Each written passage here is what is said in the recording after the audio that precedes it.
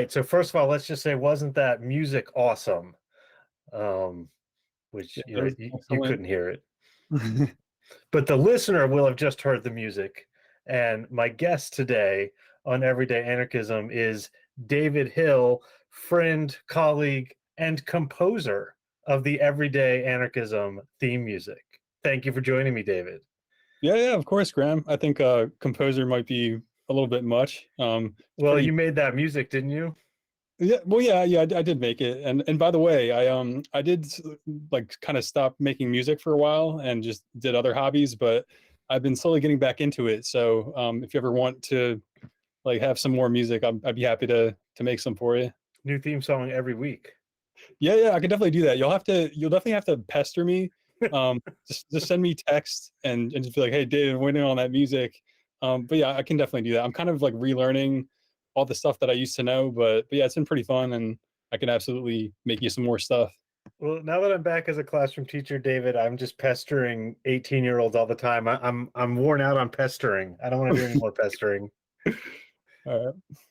Okay, so David and I are here today to talk about Minima Moralia, which is a book of aphorisms, a book, a strange book of miniature essays by this German philosopher Theodor Adorno. This was David's choice, I would like to say, and I'd never read it, and I found it fascinating. I want to jump into Adorno, but first, what made you choose Minima Moralia? Yeah, so I had read this book when I was in graduate school and I was in my young 20s, and it made like a really big impression on me, and it was very difficult to read for me at the time because I mean I still don't have any kind of background in philosophy, but yeah, I just enjoyed reading like someone's reflections about the modern world and American culture. And someone told me that when Adorno arrived in America, because he left Germany once the National Socialist Party came into being, and we fled Nazism. And apparently, when he got here, after he had been living here for a while, he just said something to the effect of it's kind of just as bad here, but in a different way. Just referring to American culture and all the other things about America that we'll probably talk about.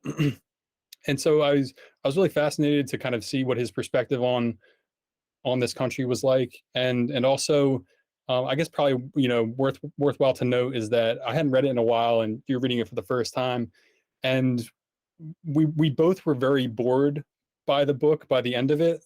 So I was excited, like I was like it's going to be nostalgic and fun, and Adorno's kind of like a curmudgeonly, super intelligent, but has these interesting things to say about everything. But yeah, we were both pretty bored by it and just wanted to be finished with it by the end of it. Yeah, except I found it thrilling at the beginning. Yeah, me too. I just got worn down by it.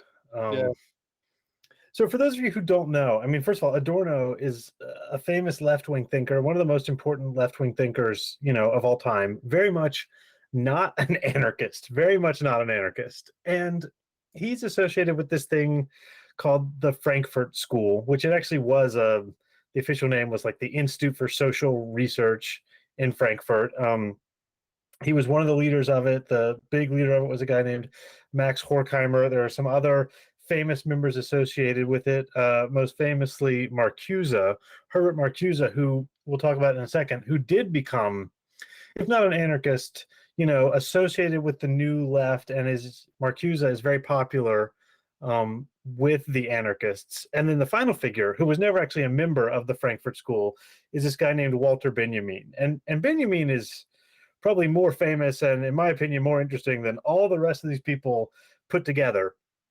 And one thing that's just Benjamin's life is fascinating. I'll definitely do episodes about him at some point. I wrote my master's thesis on Benjamin, and he had a number of different like interlocutors, like people who he really corresponded with and thought through his stuff with them. One of them was a guy named Gerhard Scholem, who was a Zionist and was very, sort of emphasized the Jewish side of Benjamin. One of them is this amazing playwright, Bertolt Brecht, very much an anarchist. And the third one is Adorno, who is the most, like classical, both in terms of classical music, but sort of classical philosophy and philology. And so my interest in Adorno started with my interest in Benjamin. But what's known about Adorno mostly is that he is this curmudgeon, precisely as you say, and his critiques, he critiques a number of things related to popular culture, most famously jazz, which we'll get to. So there's this image of Adorno as just this like grouchy old German guy who didn't even like Brecht and didn't like jazz and is sort of like behind the times and missed the boat. But and there's lots of parts of this book that I felt this way about, but there's also just some shockingly, I thought, smart and interesting aspects of this book. And to go back to Everyday Anarchism, it's very much a book about everyday life. He talks about slippers and doors and like the way that our everyday life has been informed, he thinks, I think mostly badly by capitalism and the culture industry. So I thought we'd talk before we get to Minima Moralia about this famous moment. Like I just realized I need to mention one more. I'll set the stage with one more member of the Frankfurt School before we get to his discussion with Marcuse. So there's a member of the Frankfurt School who might even still be alive or passed away recently, named Habermas. He was substantially younger, but he still is not a young man these days. I need to look up whether he passed away or not. Here, I can edit this out. Is Habermas still alive? Let's see. Yes, Jürgen Habermas is still alive. He's 93. So Jürgen Habermas, he was a generation younger. And after the Frankfurt School, it moved to LA to get away from the Nazis, as you said. And it moved back to Frankfurt. And so Marcuse was still in LA. And Adorno was in Frankfurt, as was Habermas, and the new left movement started, which, the hippies, the yippies, the Students for a Democratic Society, all that stuff that was happening in the 60s. And they really had a real run-in with the Frankfurt School, and Habermas denounced them as like leftist fascists, which just created this unbelievable, point of contention. Obviously, being a fascist was the worst thing you could be in the Frankfurt School. This was literally a group of Jewish intellectuals who had to flee Hitler. And yet they were calling, Habermas at least was calling the student movement in the 60s, in many ways imbued with the spirit of anarchism, leftist fascists. And you and I both read, along with Minima Moralia, the correspondence between Marcuse and Adorno. And I found it really fascinating. I don't know if you wanted to jump in, if there's anything in there that you wanted to highlight in this discussion between these two very different members of the Frankfurt School. Yeah, I guess a useful way to frame it would just be that, like after reading the correspondence, I thought that, like, coming from Los Angeles, and kind of being, I guess, part of, like, seeing the student movement firsthand, that it's Marcuse, right? He's the one who's writing to Adorno. Yes. Yeah, just that he has like a more kind of youthful and vital and hopeful attitude about the possibility for protests to really make a difference and to somehow like make a dent and expose the authoritarianism of the people who were conducting the war. And just his proximity to that, and being in America, I felt like that really informed where he was coming from. And it was something that Adorno, I mean, he did address it, but Adorno is kind of much more concerned, I guess, with the global stage and all the different actors that were participating in the Vietnam War. And that was just kind of like what I took away from it. Yeah, I'm not sure kind of how you were thinking about framing it. Yeah, I mean, that sounds right. I mean, Marcuse was obviously very excited with the students who were disrupting, the American college campuses, but there were also students disrupting Adorno's classes in Frankfurt, and I sympathize with him in that he was like, it doesn't get more anti-fascist than me, and you're lumping me in with the fascists to be disrupted. On the other hand, he does seem to have been just like completely unable to understand that he had, that he was a member of the power structure, and he was just like, why don't they just leave me alone and let me teach my classes? Yeah, he refused to address what was happening in the world during his classes, and during, I guess that at the Frankfurt School they did a lot of like public lectures on art and different things that Adorno was interested in. But yeah, but the students did apparently demand of him that he perform some kind of public self-criticism of what he may be mislooking, or not mislooking, I don't think that's a word, but what what might be wrong with his attitude towards these things and his inability to actually talk about it, which I think, I mean, I kind of sympathize with Adorno on that point. Like he said that's kind of like a Stalinist approach to dealing with this problem.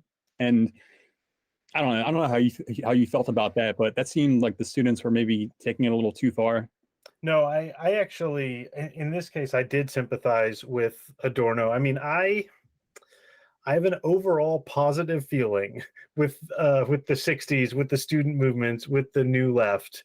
But another kind of anarchic figure, right? John Lennon. He was very interested in the left wing scene. And when he saw the students who were celebrating Mao, right? I don't remember which song it is where he complains about them carrying the little red book. And he was just like, fuck this shit. Like left-wing fascism is, I mean, I would just deny that Mao and Stalin were part of the left wing. But insofar as they claimed to be part of the left wing, and insofar as there were branches of the '60s student movements who thought like Mao was onto something, then it seems to me that the claim left-wing fascism is actually valid.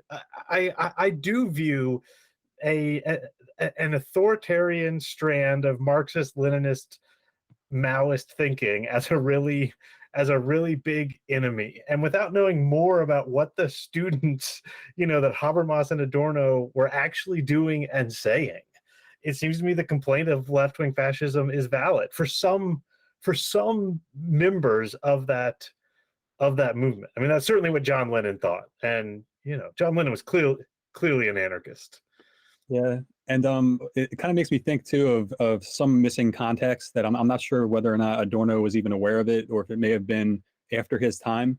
But I was reading a couple months ago the Philip Roth novel American Pastoral, and it talks a lot about I guess you might call them terrorist groups that were left wing, like the Weather Underground, and different groups that would actually perform violent acts as a way to protest the Vietnam War.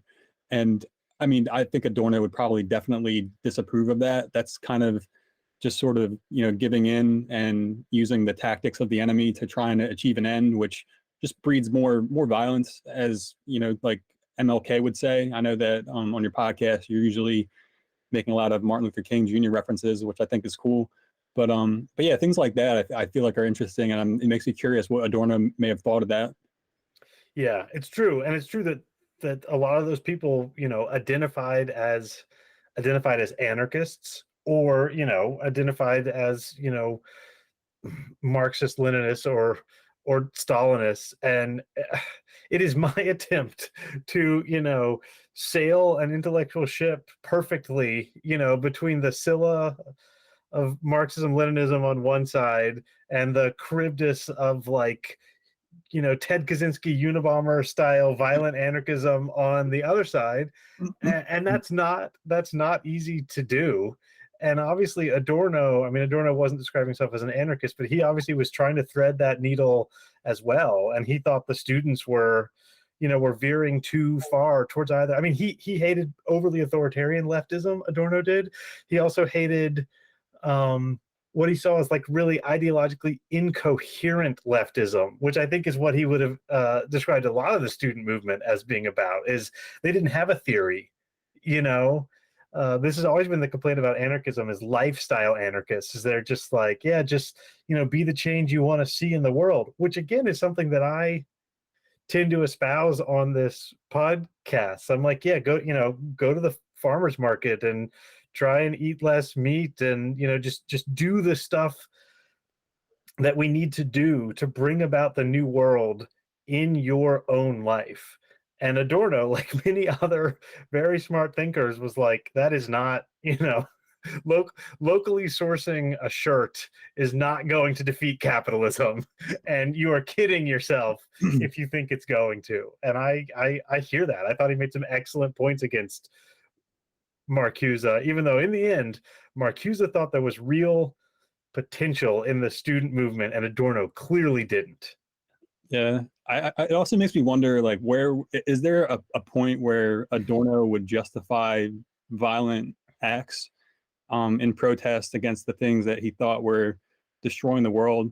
But on a funny side note, you mentioned Kaczynski. He's certainly a violent. I don't know if I call him a leftist. He seemed to be apolitical, and I don't really know what he was. He was against technology for sure.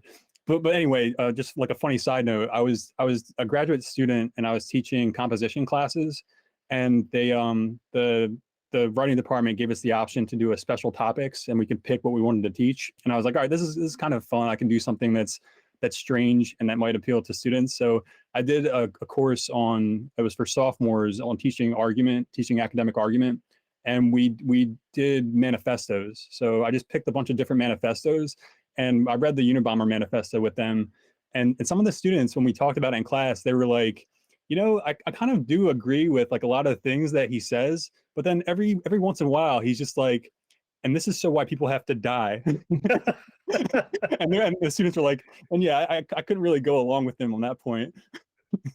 Yeah, well, I know. I mean, he definitely thought he was an anarchist. And, there's a really wonderful essayist named Patricia Lockwood. She's just one of my favorite writers alive today. And at one point, one of her essays, she says, man, the Unabomber was right. I think it's an essay about Trump. And then she's like, parentheses, well, not about the bombing part, right? I mean, that's another thing. It's like, that's the thing is Kaczynski and Thoreau can sound really similar in a good way. And then he's like, and that's why I'm murdering people. And it's really easy, if you're someone like Adorno, to survey the history of the anarchist movement and see either just like ineffectual people like Thoreau and violent idiots like Kaczynski. And I think that's what he saw when he saw the student movement. A bunch of people who were like, wanted to tune in and drop out. He didn't want you to drop out of society. Or a bunch of people that wanted to just blow it all up and embrace violence in a kind of nihilistic way. And both of those critiques are made against anarchism all the time, and I would say they're valid critiques against certain people who can or have been or labeled themselves anarchists. Yeah, I'm definitely with that. And but yeah, I mean, I guess like every time I think about these issues and just kind of reading the book, it always does kind of come back to trying to understand like what Adorno's perspective is on things. And he seems definitely a bit cagey and just reluctant to engage with ideas or activities that he's just not very interested in. And we talked about this before when we had our conversation preparing for the podcast, that at the end of his life, like he may have considered himself an important philosopher in the Western tradition, and he was working on his final work, Aesthetic Theory, that was published after he died. And he may have just been like, I'm really old. I kind of want to like kick back and drink some nice wine and talk about Samuel Beckett. I don't want to like have to deal with students coming up and like doing graffiti in my classroom.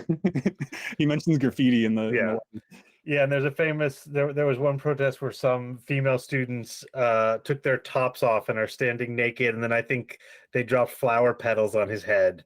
Is one of the protests, and I see why they did that. I also see why he was like, I'm sitting here trying to give you the tools, the critical theory that you need to destroy capitalism, and you're throwing flower petals at me, and that sort of thing. I guess I want to get to Minima Moralia now, but I will say the last thing is we don't know the end of this story between Marcuse and Adorno because Adorno dies. And in fact, the final letter written to Marcuse is dated the day that Adorno died. So it would be fascinating to see what had happened. The two of them were trying to maybe find a common ground, a synthesis about their differences over the student movement, and it didn't happen. Adorno was too sick and didn't live to resolve this if it was able to be resolved. Okay, I actually didn't realize that about the date and his death. So they talk about planning to get together, I think in France or Italy somewhere. So Yeah. that face-to-face meeting never took place. Yeah, Adorno died before it could happen. Hmm. All right, so why don't you go first, because you picked the damn book. What should we talk about with Minima Moralia? Yeah, I don't know. I guess the maybe the dedication, the introduction that he wrote is probably a good place to start. So there's one little passage that I'll have to find it for us. I know you have a different edition, right? Yeah, dedication. Excuse me. The subject still feels sure of its autonomy, but the nullity demonstrated to subjects by the concentration camp is already overtaking the form of subjectivity itself. Subjective reflection, even if critically alerted to itself, has something sentimental and anachronistic about it, something of a lament over the course of the world, a lament to be rejected not for its good faith, but because the lamenting subject threatens to become arrested in its condition, and so to fulfill in its turn the law of the world's course. Yeah, that's exactly the passage that I marked down too. And I guess like the question that I had for you and that I felt would be interesting for your viewers is like people walk around thinking that they have freedom, that they have autonomy, is the word that the translation uses. But Adorno would say that that you really don't, and everything that you think about the world and about yourself, that's not subjectivity. It's not like authentic. These are my thoughts kind of thing. It's just like what you've absorbed from your culture and what the daily actions of your life through having a family or through your job or through your hobbies, all the emotions that you feel on a daily basis and throughout your life, like all of that stuff, that's not you having freedom. That's just like, I mean, this is a crude way to put it and not a way that I would necessarily agree with, but it's just like this objective historical force and its economic factors and how those factors are expressed through political ideology and all this other stuff.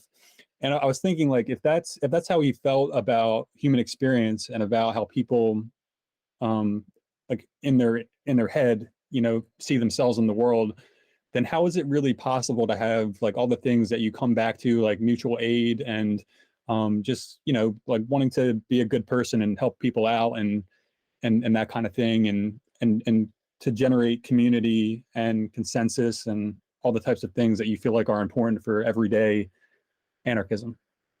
Yeah. Oh, that's too hard. And it's too hard because, I don't either. Adorno never explains it in a way that is clear enough, or I just don't understand it enough. So here we go. So he talks later. One of the enemies of this book is Dewey.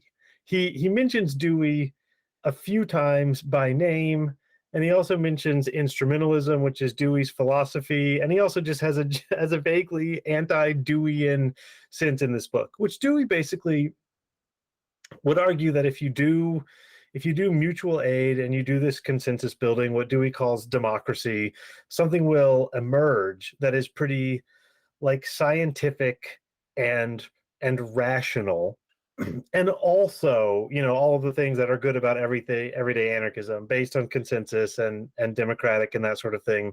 And Dewey calls this, among other things, reconstruction. And Adorno says that reconstruction is impossible, that the forces of the Enlightenment, which are the things that Dewey hopes to use to put the world back together, have been just hopelessly corrupted, and efficiency and objectivity, which Adorno's got a nice thing where he says actually what the efficiency experts call objectivity is actually subjectivity, and it's critical theory that's objective. Maybe we'll get to that as well. He says all that stuff is impossible. The world can never be reconstructed. What the world needs to be is redeemed. And it is through redemption that we will escape this trap. And I was reading this and I was just like, What the fuck? like, yeah, sure, sign me up for the redemption of the world. I'll take it. But besides Dewey and Reconstruction, how are you going to put the world together?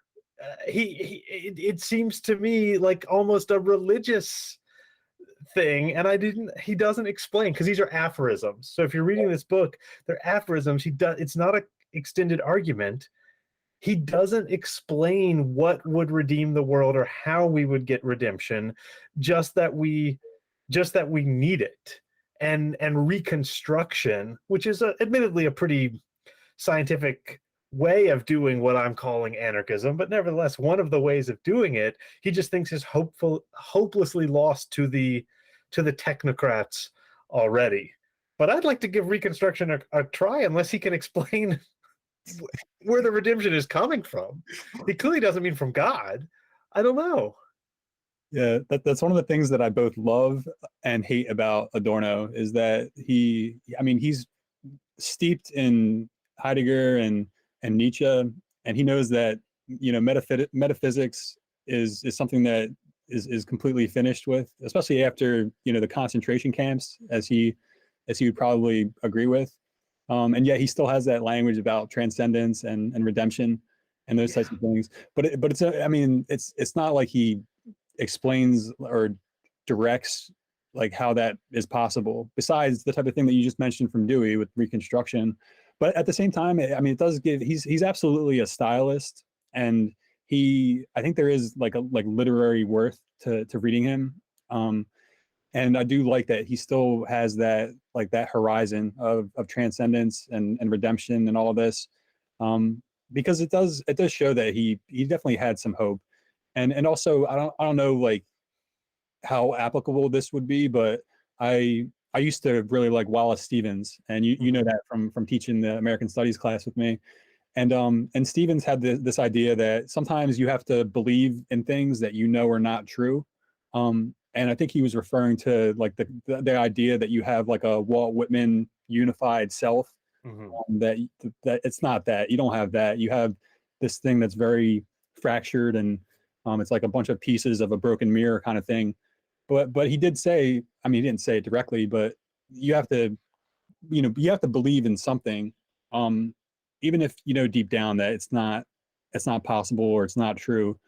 And if you do believe in it, then just like with Thoreau, with the civil disobedience essay, like it just takes one person to kind of make some kind of impact, and that belief is important for that. So I do like that about Adorno too. But you're right, it's kind of just a cop out. You know, he's going to have this whole book complaining for 300 pages about capitalism, and then he has a 1-paragraph finale where he just says we need redemption. What kind of crap is that? Yeah, it's like, again, yeah, sure, fine, redemption, I'll take it, but if you didn't tell me how to get it. And you know, it does seem like if there is a transcendental version of redemption, if there was a place to look for it in the 60s, it was in the student movement. I mean, it seems to me that flower power is a version of redemption, not reconstruction. You know, the SDS was maybe saying like, let's use Deweyan tactics in non-technocratic means and put this world back together. You know, let's reconstruct it. Flower power was just like, you know, who cares? Like, let's just redeem the world. But the closest thing to redemption, it seems to me, is, you know, nude students throwing flowers in his classroom. It seems to me that he was on the side of reconstruction, not of redemption. Yeah. I do want to say, though, there's just like amazingly wonderful parts of this book. Like, one of the things he says is, you know, femininity is something that's constructed by men and is a cage for women, which is, you know, a pretty sharp and these days quite feminist observation. And coming from this old fuddy-duddy, I was super impressed. I also love, he completely bashes the like girl boss phenomenon. He's like, women think they're liberated because they're in the workplace. The workplace is not liberation. And if you accept the workplace, you are, you know, a wage slave. And if you're a woman and you're like, hooray, I'm a wage slave, now I have achieved autonomy and independence, man, that's no good. Yeah, I was thinking about this earlier today because I remember you said you really liked the Adorno's observations on women's liberation and that aphorism. And the closest thing that I could kind of compare it to was the moment in Taxi Driver where what's her name, Jodie Foster, she plays a child prostitute, and she's talking with the taxi driver Travis Bickle, and they're talking about like why she does this or something, and she's like, oh, I can do what I want, like I'm making money doing this. This is women's lib. Haven't you ever heard that? It's like she's being exploited in the worst possible way, being a child prostitute, and Bickle is just like, women's lib. You don't know, you don't understand what you're saying, like. But I mean, like to come back to the passage that you mentioned, I thought it was great, and I mean, why did that kind of stand out so much for you? Well, for one thing, I think it stood out for me because I actually understood it. There's lots of parts that I don't understand, but I really think Adorno's really sharp when he's actually clearly giving his take on some element of modern culture or modern society.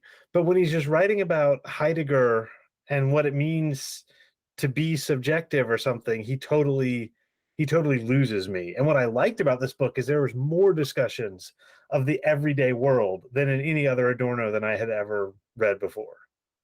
Yeah, and I had to read aesthetic theory and for a graduate class, and it was this old professor, and he was on his way out, and he wasn't going to die, like he was just going to retire, but he could do whatever he wanted, and he had these really strange classes, and he did one on aesthetic theory and Alfred Hitchcock movies, which is a really strange combination of things, but it was a fun class, and anyway, in that book, Adorno is really in the weeds, responding to Heidegger, and I had never read Being in Time, and I don't think I ever will. It doesn't seem very interesting to me, but he spends so much time doing that, and then every once in a while he has these incredible insights into modern literature and into classical music, and he talks, for instance, one time about how people were just like totally enamored with Beethoven and his use of like the way that he could, create different moods and express feeling with greater nuance than the composers that came before him.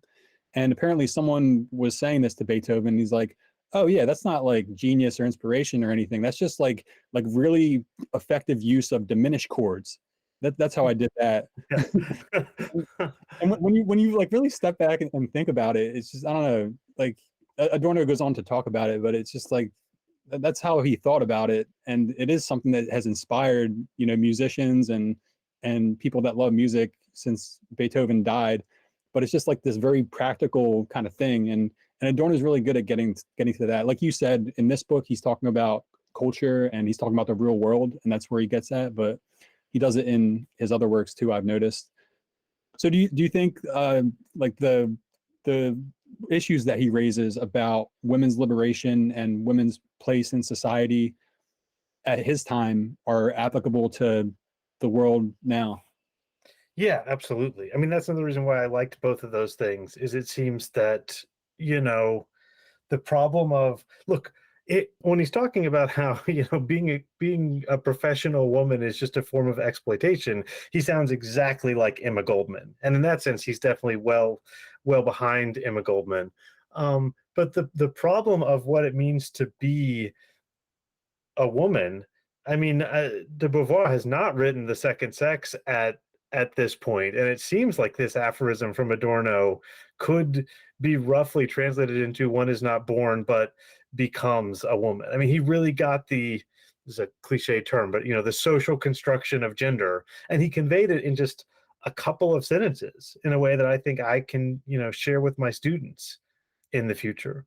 I think we should also point out that when we were originally talking about this, you mentioned that you thought this book was funny. And I don't know whether it's meant to be or not, but it is hilarious. Like at one point he says that certain objects have just like built into them a certain emotion. For example, slippers are formed by the hatred of bending down. And that's why slippers exist, because of the hatred of bending down. And I was like, yes, Adorno. That is why when I walk the dog, I usually wear my slides, my Adidas slides, and run the risk of a copperhead bite here in the North Carolina because of the hatred of bending down. You got me, Teddy. You got me. Yeah, I wonder, like you, like was he trying to be funny there, or is it just like his curmudgeon kind of tone? Is he such a curmudgeon that he doesn't realize that it's hilarious to talk about the hatred imbued in slippers? He probably knew. He probably knew it was funny because there's that one point where he talks about how Americans, they don't have raised beds, like they'll just have like a mattress on the floor.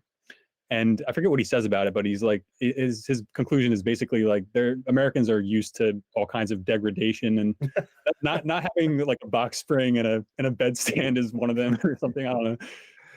Another one, I mean, I find it convenient to have a door that closes after me because I have pets and small children that I want to keep contained in the house. But one of the things he says is like one of the signs that the modern world is becoming like dehumanized is that doors close themselves. And you used to be able to close your own door, but now you walk through and it just slams shut. And again, I don't know how much, I mean, that's just hilarious. Like, the doors close themselves. Fascism has won when the doors close themselves.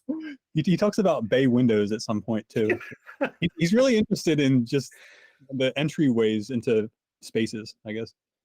But I mean, the thing about the like women's lib and that type of thing is that it's in a very different way, albeit it's true for men as well. Like you think you're free, and that you can have autonomy and get a job and make lots of money and support yourself. But I don't think it's quite. I don't think that the quality of it is as bad as it is for a woman, if that makes sense. Mm-hmm. But again, not being a woman, I'm probably not the best person to speak on these issues.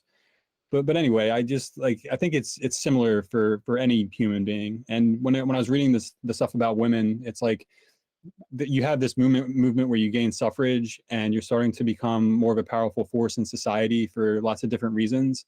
And I just imagine like a middle management, guy at a factory doing a job interview with a woman at the time, a newly emancipated woman, and her going there and doing the job interview, and this guy's just like, hey, so I noticed you're emancipated. That's awesome. That's really great for you. You're gonna have a lot of fun with this. All right, now just sign your name here. And then it's like, okay, yeah, we own you now. Yeah, here's our HR policies. Yeah, sorry about that, but yeah. Hey, we're gonna give you a free lunch every second Friday, so that's nice. You could dress casually as well on Friday. But Adorno to me does kind of have that like stand-up comedy sort of, I don't know. It makes me think of modern stand-up comics a little bit. Yeah, it's like instead of observational humor, it's observational philosophy. Like instead of like, what's the deal with doors these days? Why are they so fascist? Am I right? Like, yeah, Adorno and Seinfeld. Slippers. Do they not inscribe the human hatred of bending down? You know what I'm talking about. Excellent. It's good. Oh God, you're the first person I've ever had on this podcast that I'm comfortable enough with to do this. So we need to start wrapping this shit up before I start doing like a Jerry Seinfeld impression or something.